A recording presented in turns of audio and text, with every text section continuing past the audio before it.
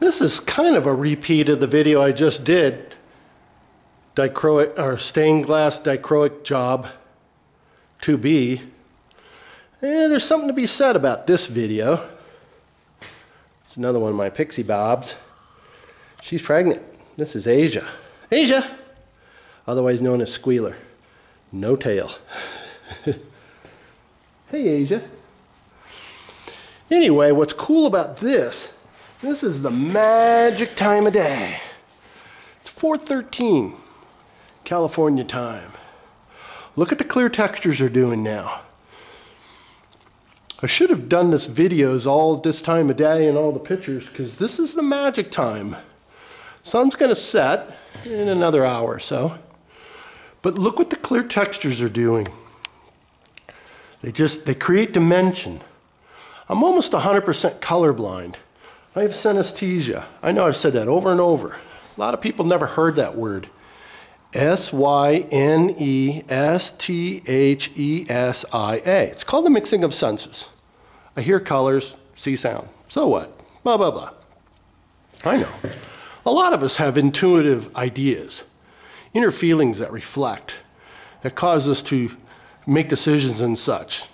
We can't explain it to our fellow mankind or womankind, because we don't even know what it is ourselves, other than it's just an intuitive thing.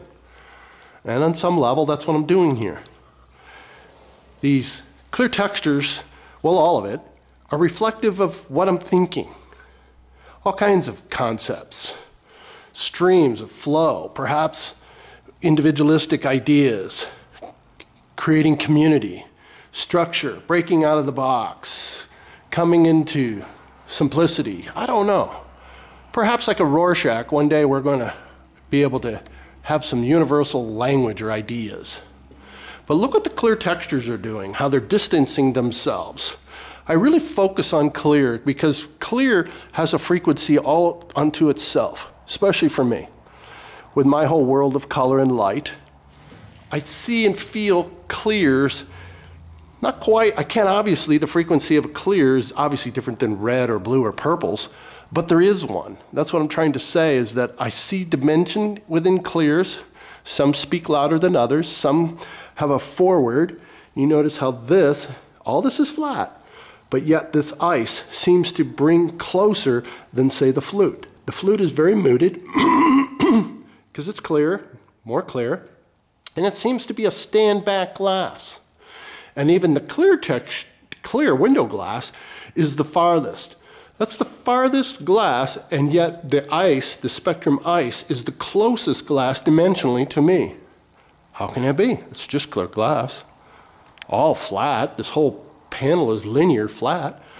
But yet to me, I can see obvious differences in the clear, the frequencies of the clears based on texture and this frequency that's affecting me. I can see depth just in this area between the bevel, the flute, the ice, and the clear. I don't know. Can you? Do you?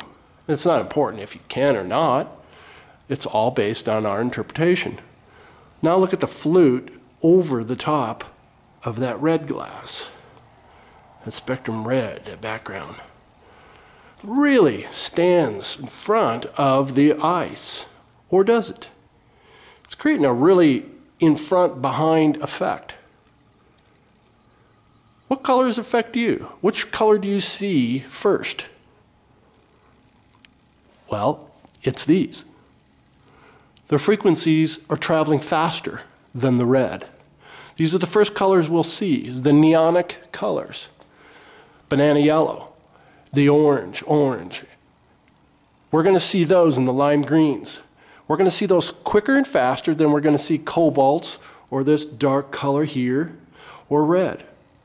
It's a scientific fact because the frequency of those lights are traveling faster. For me, they're shrill. They have a higher decibel. The music, in other words, coming from these is very high end. It's tweeter music versus woofer. Dark colors are woofer music, if there's such a thing. I can't explain it because it's a spiritual sense. It's an intuitive sense. A woman can't explain her intuition. Twins can't tell you how they know that one's in trouble or one's sick or not. They can't tell you, they just know. So it gets outside of a range where I can't tell you what I'm feeling, I just know I am. And this is the closest interpretation I can come to it, by you seeing what I see and what I feel at that moment. Because basically, when you go into an abstract, it's a snapshot of that emotional level at that moment. Doing a duck on a pond is cool, and I've done lots. Ducks, pheasants, quails, southwest, peacocks, they're my favorite bird to do. Second would be hummingbirds, but they never move. And the interpretation is, really the only interpretation is, what color am I going to use for the feathers this time? What color am I going to use for the hill? But it can overall look different if you put an orange hill one day and green the next, of course. But nothing, to me, comes close to the abstract ideas. Changing, emphasizing, de-emphasizing, seeing something different every time I look at them. I don't know. Look at that face in that bevel. Whoa. Do you see it on the tree? In the background. That's just leaves. I could see it really easily here. Wow, there's another one up here. There's another face. Whoa. Oh, well. I see all kinds of things. I think maybe I'll take a trip up to the Yuba River. I've done a lot of photography up there. I see faces in the rocks, Indian women and stuff. Maybe I should do the video up there. I've got photographs of it. Maybe I'll do a video. I'm able to see interdimensionally on some sort of level. I know that when we stare at wallpaper and knots and wood, we see faces and stuff. I see that kind of stuff all the time. I could see it in pine needle layouts in a parking lot. I'm not seeing anything right here, by the way. Blah. Trying not to get airy-fairy on you. But anyway, get back to the matter at hand. Look at those clear textures are doing. Love clear textures. Love them. Almost my favorite is clear textures because of the subtleties. The light dances on it. Look at the spotlight. This is a perfect time to see this example. See the spotlight? They're like little headlights illuminated on that screen background. Cool. This is called Everglade. And on a special time of the day, you can see the little ribbons illuminate versus the background. The background is a matte finish and the little ribbons are gloss. So the ribbons start distancing themselves from the background. Sometimes it's really cool. I like the little BB's looks on this matrix right here. Kind of very satiny kind of a look. The flute is cool.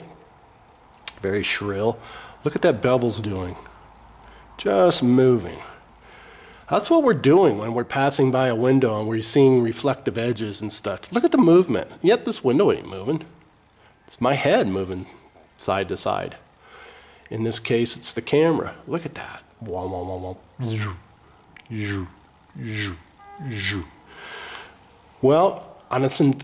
in using synesthesia, this is raging to me. This is incredible to be able to see that bevel doing that. I know we're all seeing cool stuff. This is just my interpretation at this moment. I wanted to do this video separately because as I was getting ready to take it off of my frame, oh my God, the clear textures were just barking for attention, so I'm honoring them and giving them the attention that they deserve. I love the flute, the way it wrapped in that little window here and then back into that.